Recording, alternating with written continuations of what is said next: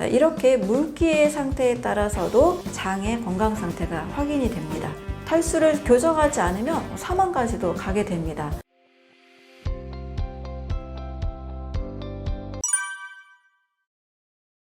변의 색깔이나 변의 질감, 물기 상태에 따라서 우리가 얼마나 음식을 잘 소화했고 영양가를 잘 흡수했는지를 알 수가 있습니다. 만약에 늘 설사만 한다, 그러면 거의 그냥 빠져나가는 거잖아요. 장에서 이 수분 흡수 능력이 지금 상실된 상태라고 볼 수가 있습니다. 또는 늘 아주 변비처럼 아주 늘 화장실 가기가 어렵고 또 토끼똥 같은 이런 걸 또 보는 분들이 계시거든요. 그러면 장에 있는 독소가 계속 몸속으로 흘러 들어오는 상태라고 볼 수가 있습니다. 자, 이렇게 물기의 상태에 따라서도 장의 건강 상태가 확인이 됩니다. 또 변의 색깔에 따라서도 달라질 수 있는데요.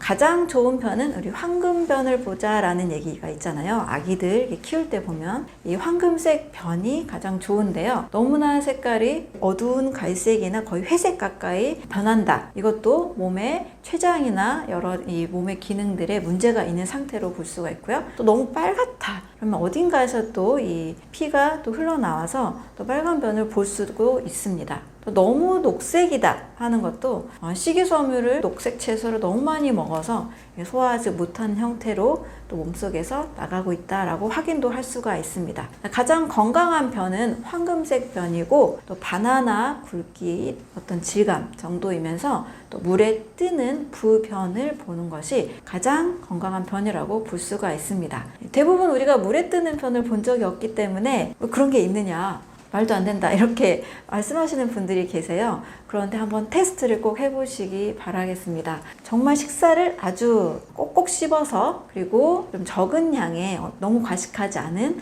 어느 정도 그냥 적당한 배부른 형태로 단순한 식사, 밥과 나물 정도 이렇게 단순한 식사 또는 그냥 과일만 드신다거나 이렇게 식사를 한번 해보시고 나서 변의 상태와 고기를 좀 많이 드시고 과식하고 가공식품 좀 많이 먹었을 때 변의 상태, 이 차이가 있다는 것을 꼭 확인을 해보셨으면 좋겠습니다. 꼭꼭 씹어서 완전히 소화시키고 영양소만 잘 흡수하고 난 후에 변은 정말 물에 뜨는 부변이 될 수가 있습니다. 좋은 경험을 해보시길 바라고요. 내 몸의 이 변의 상태에 따라서 내가 얼마나 잘 소화하고 내 장이 얼마나 잘 움직이고 있는지를 확인할 수 있으니까요. 매일매일 셀프 건강 체크 이것을 변으로 하시면 건강을 미리미리 점검하실 수가 있습니다.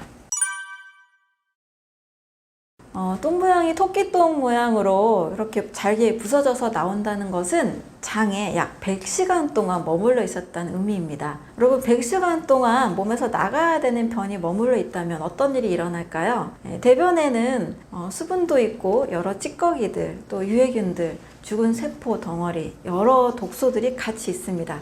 이것이 몸속으로 100시간 동안 흡수가 됐다는 뜻이에요. 100시간 무려 한 4, 5일 정도의 시간 동안 내 몸에서 나쁜 독소가 계속 흡수가 되고 있다는 뜻입니다. 결코 건강에 도움이 되지 않겠죠?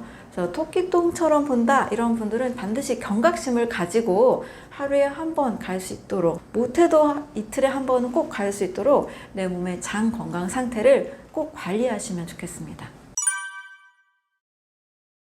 네, 묽은 변을 계속 본다는 것도 분명히 장 건강에 문제가 있습니다. 계속 설사를 하면 탈수가 일어납니다. 장염이 아주 심하거나 콜레라 같은 이런 전염병에 걸렸을 때 계속 장에서 수분이 빠져나가기 때문에 탈수가 되고 탈수를 교정하지 않으면 사망까지도 가게 됩니다.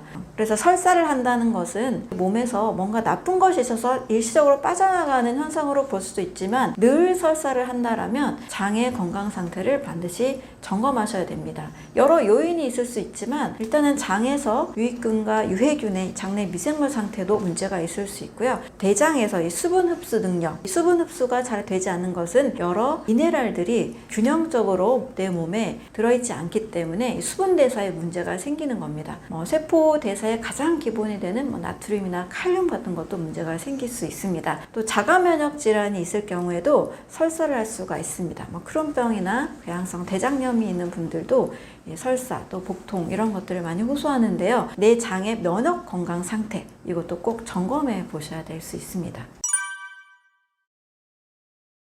네, 많은 분들이 음식은 다 음식이지 라고 생각할 수 있는데요. 독소가 되는 음식들이 있습니다. 일단은 과식했을 때도 몸에 독소가 쌓일 수 있기 때문에 과식했을 때 독소가 생길 수 있구나, 이것을 꼭 인지하시고 다음에 때가 됐다고 해서 드시지 마시고 내 몸에 이 독소가 좀 해독될 수 있도록 좀 절식을 하거나 소식을 하거나 물을 좀 많이 드셔서 독소를 배출해 주는 것이 좋습니다. 또 치킨이나 피자나 햄버거나 또 고기로 엄청난 과식을 했을 때도 여러 이 성분들이 내 몸에서 독소로 작용할 수 있습니다.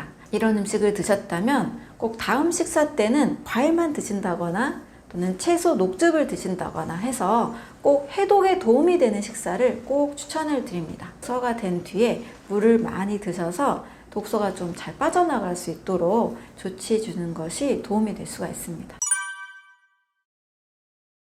네, 쑥가루는 우리 옛 어른들이 해독작용을 하는 것으로 알려져 있어서 이렇게 장에 같이 담가 놓기도 했었죠.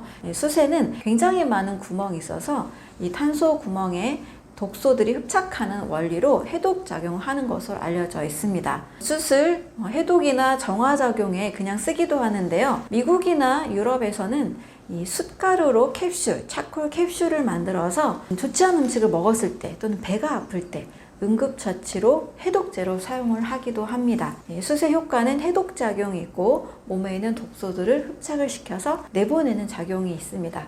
그렇다고 모든 나무의 숯을 먹어서는 안 되고요. 식용이 가능한 나무의 숯가루만을 잘 선택을 하시는 것이 중요합니다. 이 숯가루는 몸에 독소 그리고 염증이 많은 분들에게 도움이 될 수가 있습니다. 또 아이들이 잘못된 음식을 먹어서 배가 아픈 증상이 있을 때 빠르게 이 독소를 흡착시키는 방법으로 사용이 되기도 합니다. 내 몸에 좀 독소가 좀 많이 쌓였다 이럴 때는 이 차콜 캡슐을 좀 드시는 것도 방법이 될 수 있고요. 염증이 좀 많아서 평상시에 여기저기 혹이 많이 나는 분들이 계세요. 이런 분들에게도 염증을 완화시키고 독소를 내보내는 데 도움이 될 수가 있습니다. 도정의 정도를 크게 4가지로 나누는데요. 0분도미, 5분도미, 7분도미, 10분도미 이런 정도로 나뉩니다. 0분도미는 거의 현미의 80% 정도를 남긴 쌀이고요. 겉껍질만 제거한 상태입니다. 5분도미는 약 현미의 5% 정도만 제거한 쌀입니다. 대부분 이 5분도미 정도를 먹는 것을 추천을 하고 있습니다. 7분도미는 조금 더 깎은 상태이고 10분도미는 거의 백미라고 볼 수가 있습니다.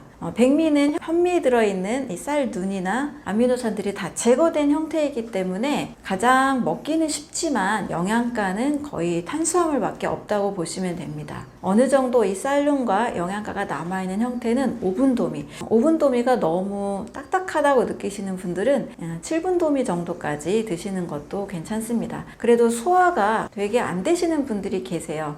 이런 분들은 현미를 그대로 드시기보다는 백미와 현미를 섞어서 드신다거나 백미를 드신다 하면 밀기울이라는 곡식의 껍질을 잘 분쇄한 성분이 있습니다. 이것도 추가적으로 드신다면 소화와 또 영양가를 같이 흡수할 수 있는 또 방법이 될 수가 있습니다. 저는 5분도미와 또 백미와 또 잡곡들을 많이 섞어서 먹고 있습니다. 그래서 꼭꼭 씹어서 먹는다라면 잘 소화가 되기 때문에 최대한 꼭꼭 씹어서 먹는 것을 추천을 드립니다.